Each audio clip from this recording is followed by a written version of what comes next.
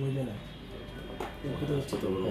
কিন্তু আমরা প্রারম্ভিক অবস্থা যদি বিবেচনা করি বাংলাদেশে, তাহলে আমরা কিন্তু সবসময় দেখবো শিক্ষকরা নিজেরাই কিন্তু বাড়ি বাড়ি গিয়ে খুঁজে বের করে নিয়ে আসতো যে কারা আসলে মেরিটোরিয়াস স্টুডেন্ট।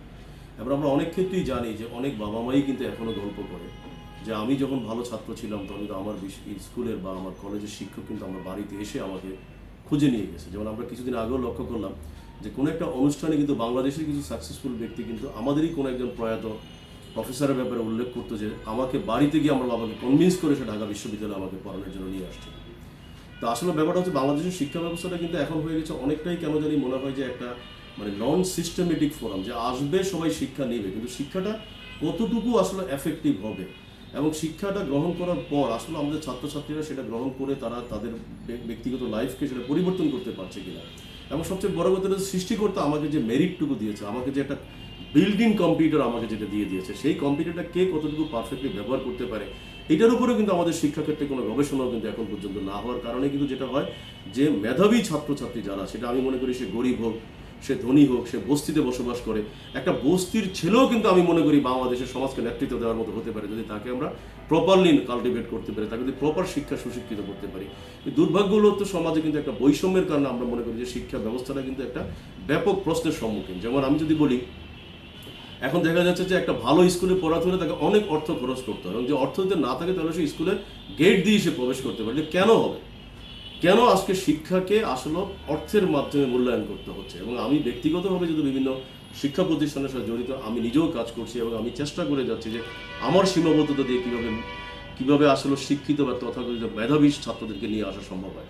বাট আমি মনে করি শিক্ষাক্ষেত্রে কোনো বৈষম্য থাকা কখনই উচিত না, কারণ বৈষম্য হবে ব্রেনে, বৈষম্য হবে মেধায়, এবং সেই মেধা কি একটা মানে খেটে খাওয়া ঘরে হচ্ছে, সে কি একটা বস্তির ছেলে হচ্ছে, সে কি একটা রাস্তার ভিখারি ছেলেকে হচ্ছে, সেটা কখনই বিবেচনার বিষয় হওয়া উচিত না। তো আমরা মনে করি যে আসলে আমাদের শিক্ষামন্ত্রী, মাননীয় শিক্ষামন্ত্রীও কিন্তু বেশ কিছু পদক্ষেপ নিচ্ছে, সরকার থেকেও আমরা দেখছি। কারণ এখনও আমরা যদি বলি যে বাংলাদেশে কোটা প্রথার মাধ্যমে আমরা দেখতে পাচ্ছি যে একটা বৈষম্য বিরাজ করছে। কেন কোটা প্রথা হবে? প্রথাটা তো হবে মেরিটের উপরে ভিত্তি করে। কারণ একটা বাংলাদেশের মতো একটা মানচিত্রের ভিতরে যদি আমি এখনো বলি সে এই জেলার বাসিন্দা, সে এই জেলার বাসিন্দা, সে এই কোটাতে আসবে, সে এই কোটাতে আসবে, তাহলে কি দাঁড়াচ্ছে যে আমি আমার সামাজিক নিয়মের মাধ্যমেই কিন্তু আমি একটা শিক্ষাক্ষেত্রে বৈষম্য সৃষ্টি করছি।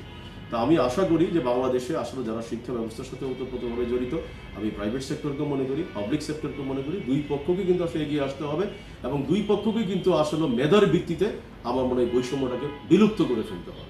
এবং আমি বিশ্বাস করি বাংলাদেশে যে মেধাবী জাতি, এবং যদি প্রপারলি আমরা তাদেরকে নিয়ে আসতে পারি, তাহলে হয়তো এখান থেকে বের হয়ে আসবে কিন্তু সঠিক নেতৃত্ব, যারা রাজনৈতিকভাবে সফলতা অর্জন করবে।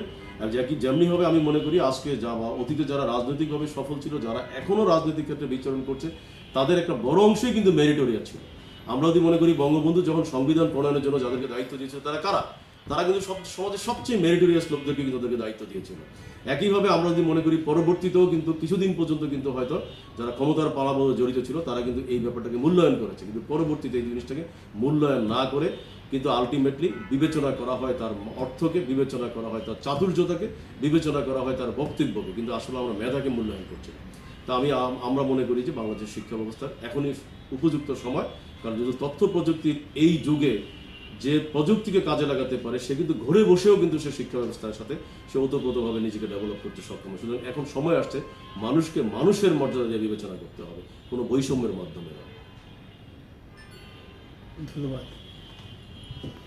ঠিক আছে, টাইমটা কীভাবে আপনি